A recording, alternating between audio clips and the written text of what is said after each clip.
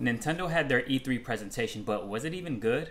Also, Xbox has a cool plan on bringing Series X and S exclusive games to Xbox One.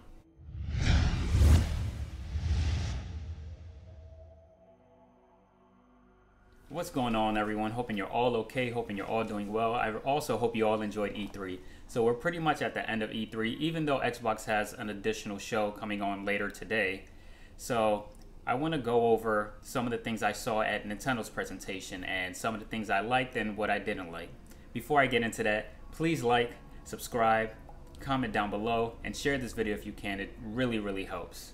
As far as Nintendo, before I point out what I like and what I didn't like, I also need to just talk about this briefly. People have such high expectations for these events, for these presentations. They're expecting like Nintendo Switch Pros, Metroid Prime Trilogy, Metroid Prime 4, this, and that. And me personally, I would have loved to see the Metroid Prime 4 game at all. But besides that, there's like these ridiculous rumors that's been going on for years, like a Switch Pro, which it might be true, but if it doesn't come from Nintendo, just don't believe it.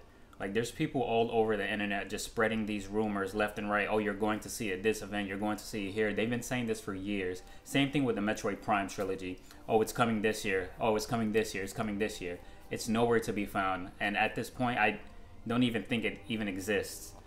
So I hope you went into these presentations with your expectations in check. And I think it's a shame that we have a lot of people just spreading a lot of misinformation and building up hype just so when people watch it, the hype gets killed. And then for them, it ruins the show. It's a bad show when, in fact, it wasn't a bad show.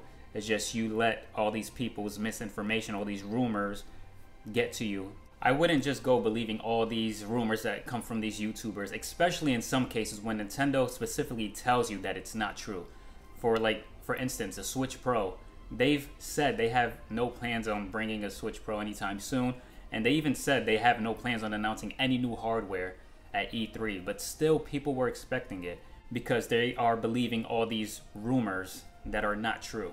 Now, with that out of the way, there wasn't much I liked at the Nintendo E3 presentation. There were a few things though. My favorite thing, I'm gonna just start off with what I liked the most, was Metroid Dread, because I'm a big Metroid fan and I'm really excited to play this. I love Metroid Samus Returns. I 100%ed it on my 3DS and I'm really looking forward to seeing more. And the Nintendo Treehouse, they showed a lot of gameplay for it and it looks really cool. My only issue, I have just one issue with this, is that it's a full $60 game, which I can't say it's a good or bad thing now because I don't know how much content is in it. But if I just hope it's not short, like a short game that I can beat in like a day or two. Like, I hope there's a lot of like gameplay, a lot of content in there to keep me playing and going back in. Because I finished Samus Returns real quick, and yeah, that's a remake of an older game. It wasn't that long to begin with, but I'm a bit concerned that it's $60 and it's just going to be a really short game. That hasn't been confirmed at all, but it's just some speculation on my end. I'm really hoping it's like a full-length game. I also really enjoyed the teaser trailer we got for Breath of the Wild 2. And Breath of the Wild 1 is probably my favorite game of all time. It is too damn good, and I'm really excited to learn more about this one. And it's crazy that it's scheduled to come out next year. So look at it like this. We have Breath of the Wild, God of War, and Starfield all scheduled for 2022, and I'm sure there's a lot more huge games coming out that year. So it's going to be quite competitive for that Game of the Year award for 2022, and I'm really excited to get to play these games. What I didn't like about the presentation is I'm sick and tired of Nintendo Switch getting these old ports, so much later, like Dragon Ball Z Kakarot, the Doom Eternal DLC. Like, it's great that it's going on the Switch, but I'm just tired of getting all of these old ports on my Switch. It's just like, I wish the Switch can get those ports and those bigger games day and date with the other consoles. And that seems to be like the trend with Nintendo Switch. They're getting a lot of older games and older ports. And another thing I didn't like was Advance Wars is being remade for the Switch, and it's a Game Boy Advance game, and it's being priced at a full $60, which is insane to me. Now the game, I haven't really played it that much. I played it years ago when it first came out on my Game Boy Advance, but I didn't really like it at that time. And it's just, I know that game isn't worth $60 for me and for a lot of people. But overall, I think they had a pretty good show. The best part of the show that I actually kind of forgot to mention was a lot of these games are actually coming out very soon, like within this year. And they still have a whole lot coming out next year that they haven't shown much of. Like Splatoon 2 is coming next year, and I'm sure we're going to get more gameplay on that either later this year or early next year. So Nintendo had a good show, but I would say Xbox just completely wiped the floor with every other conference. It was just not even close. But I still appreciate what Nintendo brought, especially with Metroid Dread. I'm really excited for that game. Moving on to Xbox news.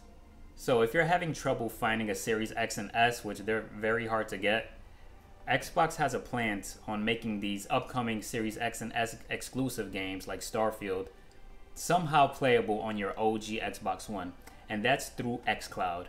So they're planning on letting people with an Xbox One go on the Microsoft Edge browser and play Xbox Series X and X exclusive through XCloud on your Xbox One. Now that's a really good way to play them if you can't get a Series X and S, but I can't stress this enough. It's not going to be nowhere near as good as playing it directly off the console, because with cloud gaming, it's still not where it needs to be. There's still going to be some latency, some lag, but it's still a great option to have if you either can't find a new console or you can't afford a new console. I'm interested to see how many people are actually going to utilize this, and I'm also interested to see if PlayStation 5 gets a web browser, maybe Edge or something like that, where Microsoft brings xCloud to Edge, and that'll be sick. I've mentioned this in previous videos. Being able to play Xbox game through the cloud on your PS5, PlayStation wins and Xbox wins, and that'll be a great combination for people who don't want to shell out more money for an additional console. Alright, y'all, I'm going to wrap it up right there. I really hope you guys enjoyed, and I would really like to know, who do you think won E3? Was it Nintendo, Xbox? I mean, it's honestly just between them two, because the other conferences were decent. I don't think they were nowhere near as bad as people said they were, but Xbox and Nintendo definitely had the better presentation out of all of them. So who do you think won? Also, what do you think of Microsoft bringing xCloud to older Xbox One consoles? Do you think that's a good idea? Will you try it? Please let me know in the comment section below. Please don't forget to like and share, and I'll catch you guys in the next video. Take care.